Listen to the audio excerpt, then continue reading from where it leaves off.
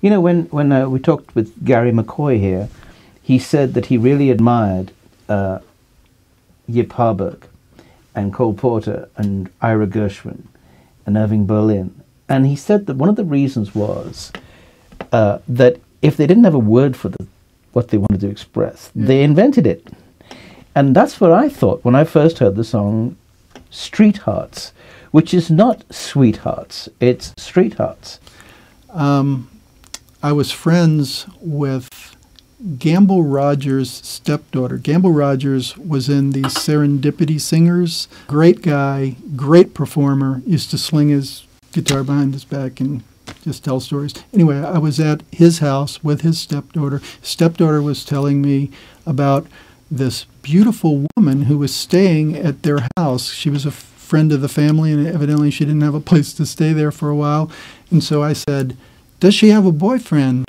And my friend said, "Yeah, some guy who's a writer." I said, "Oh, we're all writers. You know, has he published anything?" And she said, "I think so." And I said, "What's the name of the book?" Because I wanted to see if this guy could do anything. Anyway, which I never did. I've never seen this book, but the book was called Street Hearts. But it wasn't about homeless people. It had nothing at all to do with what my song is about. But the word, and it's one word, you know, two words put together into one word. But it was about, I think, I've never read it, inner city kids and, you know, the love affair and whatever. But it, and I kept that in my head for 3 or 4 years, and then I moved to New York. I was in Midtown, and I saw a couple huddled on one of those, the grate that comes up from the subway vents itself. And I thought, wow, there it is right there. And I don't remember instantly thinking Street Hearts, but I went home, and the first couple of days I was in New York, the first week I wrote Street Hearts. It just, New York is so rich for that kind of image and everything. In a heartbeat, the ones that have passed them forget and stare ahead, hurrying along. In a moment, the sun that has warmed them will set, and shadows will spread till they're gone. As the last light then gives way to the night, they huddle together alone.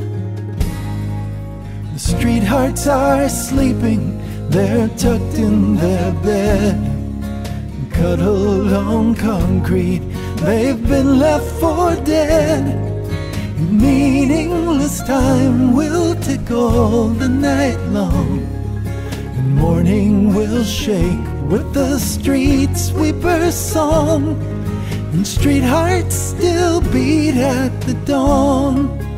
But isn't it interesting that, you know, if you are cold-blooded about it, and I know because you gave me the words. You know, I am. You gave me the words to We're this friends. on a piece of paper about 2-3 years ago. I remember looking at it and thinking, this is a fantastic song. But let's break it down now. It's a list. It's a description and it's a list. And it's got that word, which is the key word.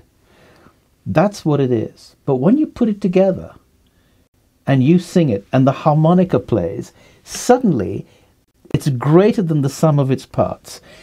And it's just to finish the point, it led me to look at all the songs that were lists.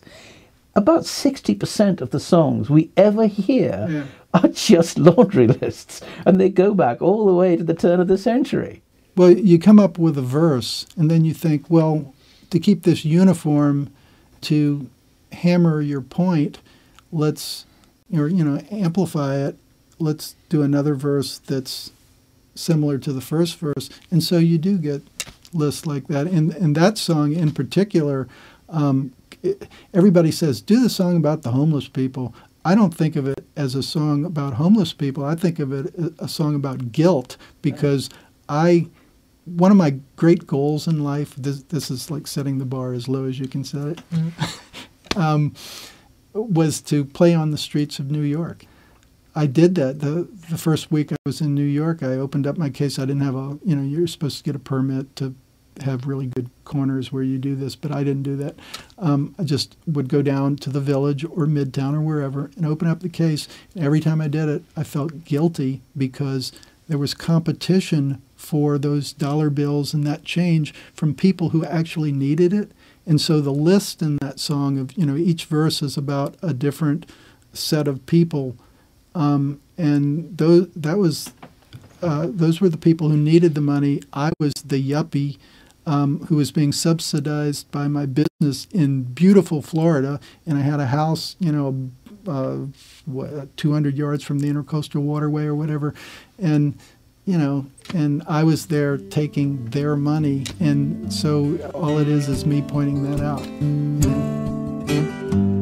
If I say that I love you, it's because it's as true as it's been from the start. Nothing's changed. I continue through this loss.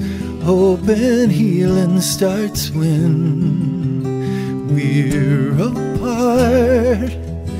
I'm going crazy.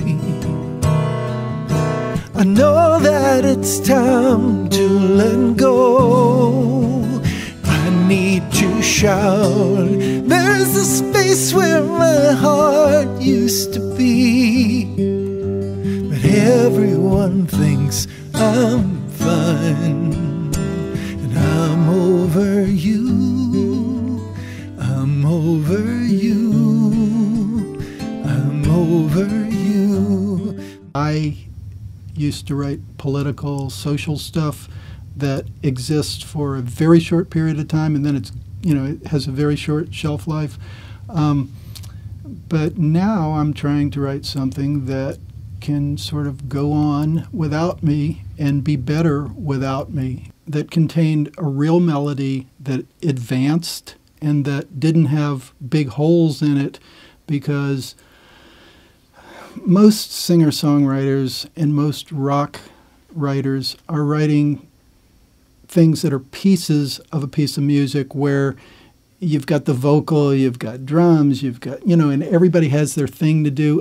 For instance, a classic rock song, Hotel California or something, Andy Williams isn't going to sing Hotel California because it's these choppy little sentences, classic rock song. Everything about it I like as a rock song, but it doesn't work at all when it comes to a standard sort of song that one of today's standard singers like Michael Bublé or Laura Fabian, somebody who can really sing a song that just stands there with a microphone and sings a song.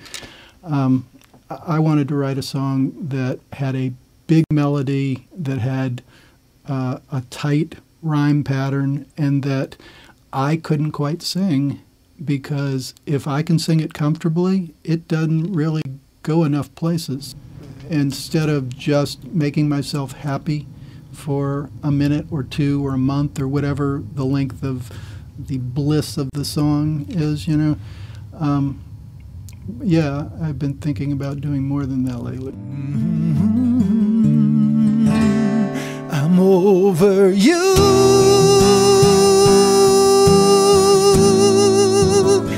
I'm over you. I'm over you. I'm over you.